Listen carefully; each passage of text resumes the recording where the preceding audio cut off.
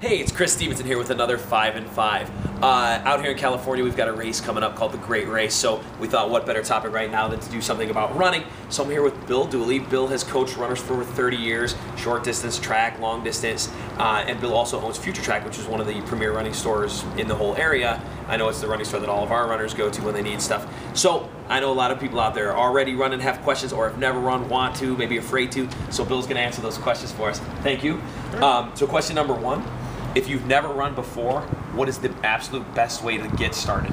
I think the key thing people have to remember is go slow. They see their friends doing great things, longer distances, and they get excited, and the biggest mistake is doing too much too soon. I always like to tell people that rest is not the absence of training, but an important part of training. So go slow. The ballistic stress of running is very hard on the tendons and ligaments and the tissues in the lower legs. So getting that in shape first before you really try to condition the body is going to kind of set you on a path to staying moving forward. Excellent. Question two. How do you choose the right running shoes? There's some important things you want to consider. First, sizing is super important. Not having a shoe that's too short where you're going to bruise the toes and stuff like that. But running shoes are one category shoes, athletic shoes, that are built in several different support categories. And we have either rigid or flexible arches or something in between. So it's matching the right shoe up to your foot. If you have a foot with a very flexible arch, you've got to have the support to stop rotation in the foot, which leads to the knees and the hips. If you don't have that flexible arch, you don't want to be overcorrected to the outside and have a different set of issues. So besides getting the right fit, you got to get the right selection shoe and then go for comfort from there. Okay, we have 15 seconds, so real quick, how do you do that with somebody? I come in here and need shoes. We typically will watch somebody walk barefoot, see what their arches look like, then we'll put them onto our treadmill and we'll film them for 10 seconds and get a slow motion picture of what's happening, discuss it with the client, and then what we will do is select the shoe that works best, go back on the treadmill, we'll check it out, make sure it's doing what we want it to. Awesome. Yeah. All right, question three. Okay. I know a lot of people that want to start running are worried about getting injured. What do you have to do in addition to running, or what do you have to avoid to make sure you don't get injured running? Well, first of all, like any other exercise, you want to make sure you have a proper warm-up.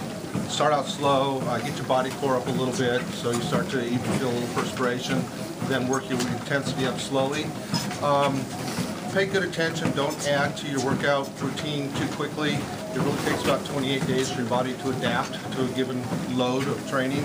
A lot of people are increasing daily and weekly, and then that's a little bit too fast. And try to break up your training with some non-ballistic core training. Okay? So, or I'm sorry, not core training, but some non-ballistic other exercises through cardio. 15 seconds. Will help make sure that those are not intense workouts, and they try to keep them out of the ballistic range. Okay, great. Yeah. Just so you know, by the way, Bill's a good coach because I'm almost falling off asking these questions while we're walking there. He's not even phased. Well, I'm going a lot slower than that. Bill, question four.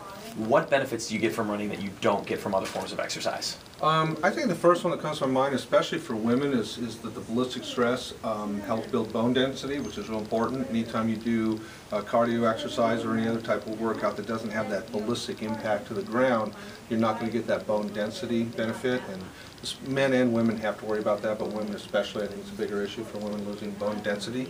The other thing that I think is kind of unique is the ballistic stress is high enough in running that you have a lot of micro tearing of the soft tissue. So when you're done exercising, you continue to burn calories because your body is rebuilding all those micro tears, and so you're actually burning calories even in the resting phase. Gosh, if you've been thinking about running, think about that. You burn calories after the workout. That's pretty good. Question five. Interval training. It's very popular right now. A lot of clubs are using it. Classes are using that.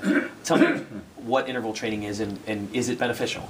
Interval training is a segmented form of running, so you're going to run for a certain period of time, recover in whatever fashion you've determined to recover for a given amount of time too.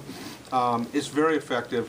You know, you need to build a base first with your aerobic conditioning, but after that you can kind of start to slow down your increases in fitness by adding interval training into that. You start working a new system in your body, you start working the anaerobic system, your lactate threshold and stuff.